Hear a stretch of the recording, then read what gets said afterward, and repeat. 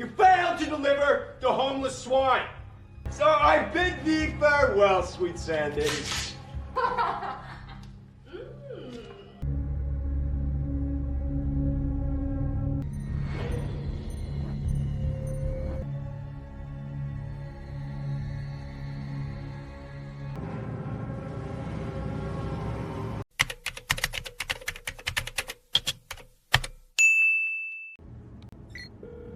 James Sandin's office. System is working without a hit. Hai guys, Jack di sini. Pada awal film, kita melihat beberapa klip orang yang saling membunuh dan menyerang satu sama lain, serta rumah-rumah yang dibakar. Beberapa baku tembak dan perkelahian antar geng yang menyebabkan ratusan kematian terjadi pada tahun 2014.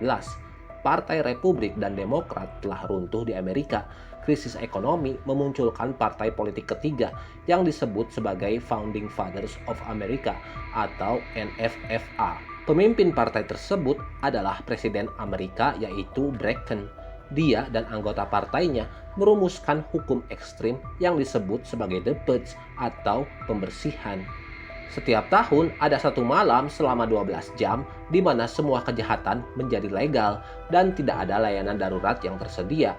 Orang-orang diizinkan untuk melepas hasrat terpendam mereka dengan cara apapun yang mereka pilih, termasuk pembunuhan. Sekarang adalah tahun 2022 dan karena adanya The Purge, Amerika Serikat hampir bebas dari kejahatan dan tingkat pengangguran turun hingga hanya 1% saja. Hari itu adalah hari The Purge. James Sandin pulang ke rumahnya di sebuah komunitas mewah yang berpagar baja untuk aman selama malam The Purge. Dia melihat tetangganya meletakkan bunga biru di halaman depan mereka untuk menunjukkan dukungan mereka terhadap sistem pembersihan atau The Purge itu. James juga memiliki bunga biru yang menunjukkan bahwa dia juga adalah pendukung The Purge. James berencana menghabiskan malam itu terkunci di dalam rumah bersama istrinya Mary dan anak-anak mereka yaitu Zoe dan Charlie. Zoe sedang berada di kamarnya bersama pacarnya Henry. James tidak menyukai hubungan mereka, jadi Henry terpaksa menyelinap keluar dari rumah saat James datang. Saat dia menyelinap keluar rumah, tetangga Tucson sedang mengasah senjata untuk malam itu, sementara Mary menempatkan bunga di halaman mereka. Tetangga yang menyebalkan yang bernama Grace mendekati Mary dengan membawa beberapa kue. Mereka berbicara tentang penguncian yang akan dimulai sebentar lagi dan dia berkata bahwa keluarga James memiliki rumah yang sangat mewah karena uang dari tetangga-tetangga mereka termasuk Grace. Itu dikarenakan karena James membuat sistem keamanan dengan pintu dan jendela baja yang dibeli oleh tetangga-tetangga mereka semua. Mary lalu mengatakan apakah itu isu atau tidak, karena Mary tidak merasa seperti itu. Namun Grace berhenti membicarakannya dan mereka pun berpisah. It's just good old neighborhood gossip. Nothing to worry about. Have a safe night, Mary. Love you, Grace.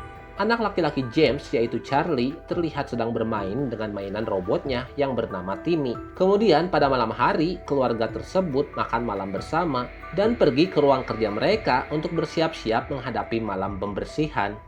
Pertama-tama, James menyalakan kamera pengawas yang dipasang di sekitar rumah. Lalu dia mengaktifkan sistem keamanan yang menurunkan pintu dan jendela baja. Terakhir, dia mengeluarkan senjata dari brankas untuk perlindungan.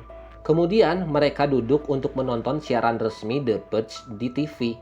Diumumkan bahwa The Purge telah sepenuhnya dimulai. Senjata kelas 4 atau lebih rendah sekarang legal, namun semua senjata lainnya dibatasi.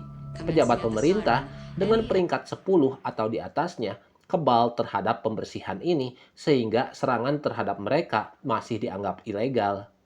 Setelah sirine berbunyi, segala jenis kejahatan termasuk pembunuhan akan legal selama 12 jam. Polisi, pemadam kebakaran, dan layanan medis darurat lainnya tidak akan tersedia. Setelah siaran selesai, sirine mulai berbunyi menandakan bahwa malam pembersihan telah dimulai. James lalu memberitahu anak-anaknya bahwa karena mereka mampu membeli perlindungan, mereka akan baik-baik saja. Joy kemudian kembali ke kamarnya. Di sisi lain, Charlie tampaknya tidak menyukai ide The Purge, tapi James mencoba membuatnya mengerti dengan mengatakan bahwa dengan malam pembersihan memungkinkan orang untuk melepaskan frustasi mereka. Charlie pun kemudian pergi ke kamarnya. Saat itu di kamar Zoe, ternyata dia menemukan Henry yang telah menyelinap masuk sebelum sistem keamanan diaktifkan. Henry memberitahu Zoe bahwa dia ingin berbicara dengan ayahnya tentang hubungan mereka. Henry tidak suka kepada James karena dia telah mengusirnya karena tahu dia berpacaran dengan anaknya Zoe.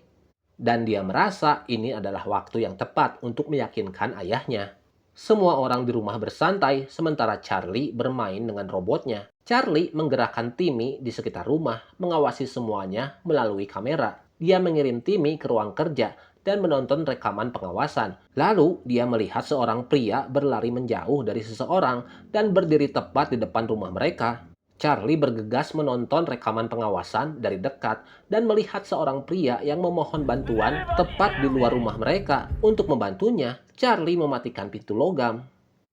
Pada saat yang sama, Henry berjalan menuju kamar James untuk berbicara dengannya. Menyadari bahwa Charlie telah mematikan pintu logam, James berlari ke ruang kerja dan dengan cepat menurunkan pintu logam lagi. Namun, pria asing itu sudah berhasil masuk. Mereka semua dalam satu ruangan ketika tiba-tiba Henry menembak James dari tangga. Ternyata Henry ingin membunuh James.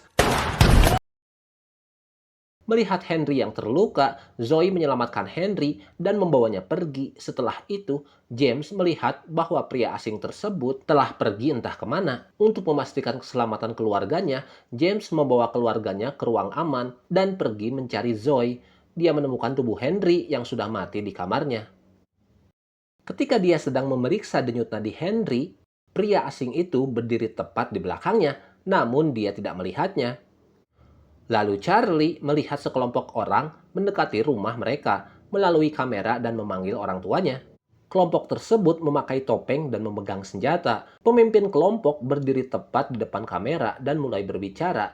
Dia mengetahui nama James dan memberitahu keluarga itu bahwa salah satu target mereka telah lolos. Mereka tahu dari tetangga bahwa target tersebut telah berlari masuk ke rumah mereka. Sekarang, kelompok tersebut ingin target itu keluar agar mereka bisa membunuhnya. Jika keluarga itu tidak mengeluarkannya tepat waktu, mereka mengancam akan masuk ke rumah dan membunuh semua orang karena mereka tahu cara untuk membobol rumah itu. Kemudian, kelompok tersebut memutuskan pasokan listrik ke rumah dan semuanya pun menjadi gelap. James memberitahu keluarganya bahwa mereka harus menemukan pria tersebut dan memaksanya untuk keluar. Namun, Charlie enggan melakukannya. James dan Mary keluar untuk mencarinya. Charlie juga mencari pria tersebut dengan bantuan Timmy dan menemukannya bersembunyi di belakang sofa di ruang tamu. Dia lalu menyalakan lampu Timmy ke arah pria itu dan membuatnya mengikutinya. Charlie berusaha membantu pria itu. Dia membawanya ke kamarnya, di mana dia membuat tempat persembunyian di dalam lemari. Timmy menyalakan lampunya ke arah tempat persembunyiannya. Akhirnya, pria tersebut masuk ke dalam lemari setelah mengucapkan terima kasih kepada Timmy. Tepat saat itu, pemimpin kelompok memanggil James ke pintu depan. Keduanya berbicara melalui celah dan James menjelaskan bahwa mereka tidak berusaha menyelamatkan pria asing tersebut. Pemimpin kelompok itu kemudian menembak salah satu anggotanya sendiri untuk mengancam James sambil mengklaim bahwa peralatan kelompoknya untuk membobol pintu akan segera tiba. James yang takut akan keselamatan keluarganya kembali mencari pria asing itu. Dia pergi ke kamar Charlie dan melihat pria itu menodongkan senjata ke arah Joy. Saat dia mengancam James, Mary datang dari belakang. James dan pria itu terlibat dalam perkelahian dan James secara tidak sengaja menembaknya. Dia dan Mary kemudian mengikat pria itu ke kursi. Namun pria itu mulai melawan dan James meminta Mary untuk menekan luka pria itu agar dia menyerah. Lalu mereka bersiap untuk menyerahkan pria itu kepada kelompok di depan, tetapi kemudian menyadari bahwa mereka tidak akan lebih baik jika melakukannya. Pria asing itu juga menawarkan diri untuk keluar agar dia bisa menyelamatkan keluarga James. James saat itu menyadari betapa salahnya tindakan mereka dan memberitahu Mary bahwa mereka harus melawan dan membela diri. Saat itu juga peralatan kelompok itu untuk membuka pintu dan jendela telah tiba. Mereka memasang rantai besar ke pintu dan menariknya. James memberikan Charlie sebuah senjata dan menyuruhnya untuk bersembunyi. Tapi dia lupa untuk melepaskan ikatan pria asing itu karena terburu-buru. Zoe sementara itu bersembunyi di kamarnya. Sementara pria asing itu mencoba untuk membebaskan dirinya sendiri. Sekarang kelompok itu mulai masuk. Salah satu dari mereka membuka pintu utama untuk pemimpin kelompok dan dia masuk dengan senjatanya. Saat mereka bersembunyi di sekitar rumah, salah satu anggotanya masuk melalui pintu ruang bawah tanah dan menyerang Charlie. Saat dia hampir membunuhnya, James menembak pria tersebut dari belakang. Kelompok ini berkeliaran secara maniak di sekitar rumah. James bertarung dan membunuh sebagian besar dari mereka.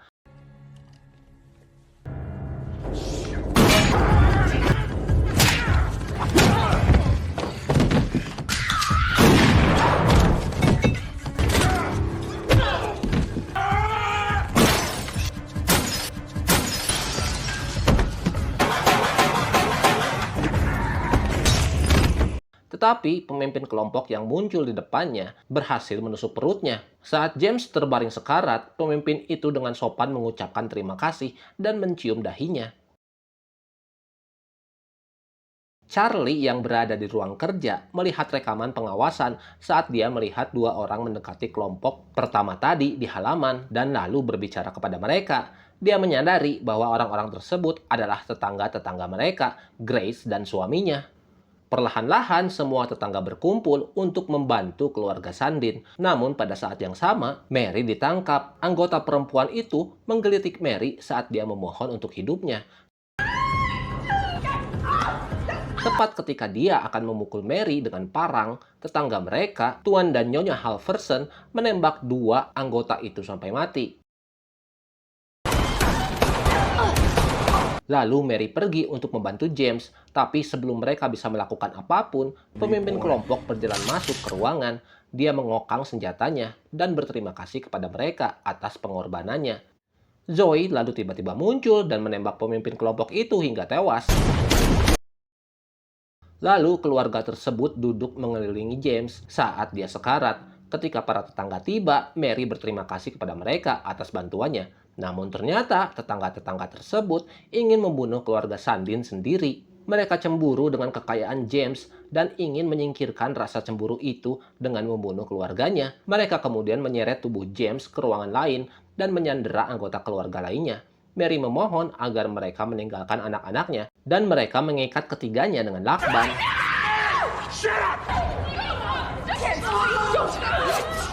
Para tetangga kemudian saling berpegangan dan berterima kasih kepada Presiden sebagai Founding Fathers yang baru atas kesempatan ini. Mereka selalu iri dengan keluarga Sandin yang tampak sempurna. Ketika mereka melihat ada sekelompok orang yang masuk ke rumah hari ini, mereka melihatnya sebagai kesempatan saat mereka akan melukai keluarga tersebut. Pria asing yang sebelumnya diselamatkan muncul dan menyelamatkan mereka. Dia menembak mati Tuan Halverson dan menodongkan senjata ke arah Grace. Para tetangga sekarang berdiri berbaris di depan mereka. Grace meminta Mary untuk membunuh mereka dan mengakhiri semuanya. Namun Mary merasa sudah cukup dengan semua pembunuhan ini. Dia memberitahu semua orang untuk tetap di sana sampai jam 7 pagi ketika purge berakhir. Beberapa menit kemudian semuanya duduk bersama di meja makan dalam keheningan. Pria asing itu masih menodongkan senjatanya ke arah para tetangga untuk menjaga mereka tetap terkendali. Tiba-tiba Grace mencoba merebut senapan dari tangan Mary, tetapi Mary mematahkan hidungnya sambil berteriak padanya.